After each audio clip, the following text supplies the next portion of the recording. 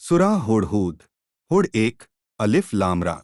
यह एक किताब है जिसकी आयतें पक्की है, फिर सविस्तार बयान हुई हैं उसकी ओर से जो अत्यंत तत्वदर्शी, पूरी खबर रखने वाला है।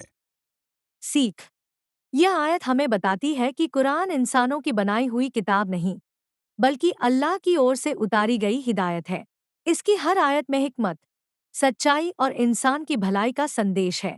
जो व्यक्ति कुरान को समझकर उस पर अमल करता है, अल्लाह उसे सीधा रास्ता दिखाता है और दुनिया व आखिरत में कामयाबी देता है। दुआ।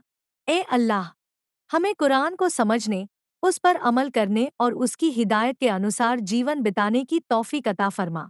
आमीन। हूद हुड 2 कि तुम अल्लाह के सिवा किसी की बंदगी ना करो। मैं तो उसकी ओर से तुम्हें सचेत करने वाला और शुभ सूचना देने वाला हूँ। सीख। यह आयत हमें सिखाती है कि इबादत सिर्फ अल्लाह के लिए है। किसी इंसान, मूर्ति, ताकत या चीज को अल्लाह का साझी नहीं बनाना चाहिए।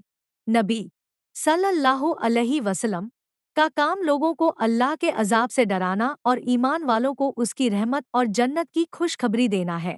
जो व्यक्ति सिर्फ अल्लाह की बंदगी करता है, वही सच्चे रास्ते पर होता है। हूद हुड 3 और यह कि अपने रब से क्षमा मांगो, फिर उसकी ओर पलट आओ।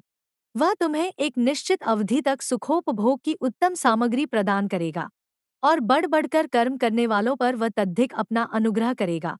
किंतु यदि तुम मुंह फेरते हो तो निश्चय ही मुझे तुम्हारे विषय में एक बड़े दिन की यातना का भय है। मेरे अजीज भाइयों और बहनों, अल्लाह ताला हमें पुकार रहा है। अपने रब से माफी मांगो और उसकी तरफ लौट आओ। तौबा करने वाला अल्लाह का महबूब बन जाता है। जो सच्चे दिल से अल्लाह की तरफ लौटता है, अल्लाह उसकी जिंदगी में बरकत देता है और उसके गुनाह माफ कर देता है। आइए, आज ही दिल से तौबा करें और अल्लाह से अपना रिश्ता मजबूत करें। अल्लाह हम सबको सच्ची तौबा की तौफीक अता फरमाए। आमीन।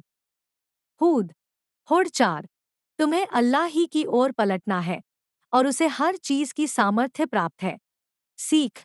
शेखाना बात इस आयत में अल्लाह हमें याद दिलाते हैं कि एक दिन हम सबको उसी के पास लौटना है। इसलिए हमें अपने कर्मों का हिसाब रखते हुए नेक रास्ते पर चलना चाहिए।